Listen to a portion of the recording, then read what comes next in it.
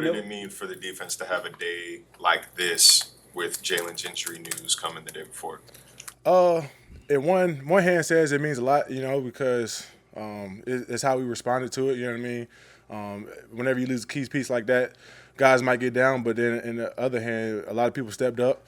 A lot of people did exactly what they were brought here to do. You know what I mean? Step up and make plays for this defense. And it sucks that he went down, man. And but like I said, it's just got to be the next man up. He said that yesterday. It just got to be the next man up. Everybody got to compete and make sure that when he comes back, that we full steam ahead. You know what I mean? So it's gonna be a journey for this defense to rally around each other and gather up and make sure we're doing everything we need to do. Coach mentioned that conversation that Jalen had with the team after practice. I'm curious how that kind of impacted you guys as a team. It just lets you know. I mean, when you got a guy like that, a leader like that, to come up and bring everybody in and let us know before it gets out and stuff like that, it means more than what you would think, because I've been places where the media tells you stuff about your team before you could hear it, you know what I'm saying, yourself. So it was cool that he did that, and everybody just rallied around it. And we just got to understand that, yeah, it's a big piece gone, but that's not the whole piece. That we got a lot of other great players on this team, and they just got to step up and fill that role. What did you learn about this team's depth and its mentality last season? The depth, I learned a lot, man. The mentality, I learned even more, because I feel like I came in at a weird time. Like it was a win streak when I came in, and then it starts to decline a little bit. We started stacking losses and stuff like that. But nobody ever weary. Nobody ever oh man, it's this fault, this person's fault, this person's fault. Everybody kind of stayed the path, and yeah, you don't want to lose games, but at the end of the day, I feel like it's gonna make us stronger for what we got this year, man. We know what it feels like to go on those 5-game losing streaks. They know what it feels like to go on a 5-game winning streak. So we know those feelings. We just got to make sure we're on the right side of it.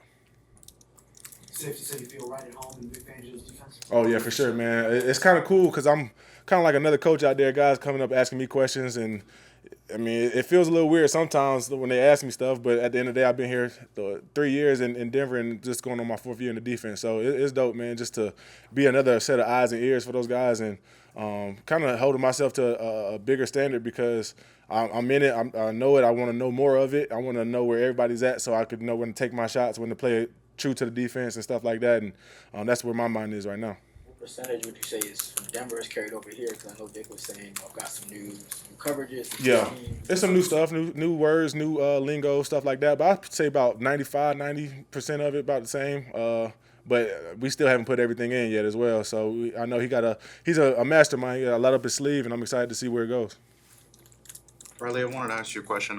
Sean Payton had some comments yesterday about the coaching job in Denver last season, saying it was one of the worst in the history of the NFL. I don't know if you saw that or maybe agree or disagree with that statement. I mean, I don't agree with it. I mean, I feel like Coach Hackett was a great coach. Everybody's entitled to their own opinion. What he saw is what he saw. But at the end of the day, man, I'm worried about what goes on in Miami Gardens. You know what I mean? And that Denver lifestyle is behind me, and it is what it is. He can say what he want to say, but I got nothing great to say about Coach Hackett. Bradley, do you feel like your playlist had an integral part in the defense's performance? I mean, you said it, not me. Everybody, the energy was up. I mean, everybody was going, you know what I mean? So I think the playlist did have a little something to do with it, My main thing is just I just like music, man. So it's kind of redundant with the artists I listen to, but they all make great songs, so I can't be too mad. I can't really switch it up. So I think it played a big part for sure. Coach always talks to us about the term opportunity cost. I'm sure he uses it around you guys too. But with a situation like this where you guys have the adversity, how can you talk about him and his ability to keep things like introspective, to keep you guys focused when something like this happens? Yeah, I think Coach does a great job of just keeping everybody in the moment. You know what I mean? We take it day by day. Like I said, you're going to have good days, you're going to have bad days. And yesterday, it was a bad day for overall team when you lose a player like that. But he kept it, like I said, he does a great job of keeping you in the moment. Like, okay, now it's your time to step up. The defense, you lost a piece. Now, how you gonna respond to that? So it's always like good conversations and stuff like that with him, because he just pushes everybody to be the best each and every day. Have you heard the Duke Riley song? Yeah, he performed it this morning actually. Yeah, he performed it for us. You know what I mean? He had the video and everything was going crazy. So yeah, I'm a huge fan of it for sure. I couldn't say a lyric just yet, but it's on the playlist now for sure. So you should have been on Rolling Loud last weekend? I wouldn't say all that. You got to have a discography, you know what I'm saying, to get on that. But he could have went out there as a guest feature for sure. Well, do you ever recall a practice where the defense is around the quarterbacks as much as you guys were today? Probably in the past, yeah, but I mean that's just the mindset this D line has, that front seven has, man. We been talking about it all offseason and how we want to be. We don't want to be the weak link of this defense, and we're gonna make sure we do everything to hold up our end of the bargain. And I feel like we did that today. And today doesn't matter though. It's day 3 of camp. We still got plenty more to go. We still got 17 games after that, and another hopefully 4 after that. So. Yeah, it's just about stacking the days, and I feel like it's a good start for us for sure, but we just got to keep it going.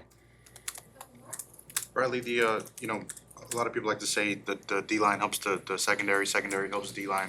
Sometimes that's not maybe 50-50. Do you think maybe one side does a little bit more than the other? Not more, but do you think one is a little bit more effective to help the other? It's subjective, man. I mean, one play the DBs might take 80% of the load and we take 20%. One play we might take 90 and they take 10. You know what I mean? It's just kind of subjective on what the play and what the offense gives you. So I wouldn't say like it's a us versus them type thing. It's more of a move as a unit. As long as you get into 100%, that's all we ask for. Who chirps more, you or Christian, and what does he bring that I would say like those first 2 days, y'all didn't really hear me because I was trying to get my win, get used to this heat and all that. But once I get going, I get going. So right now I get a nod to Christian, but hopefully I don't have to take it to that level.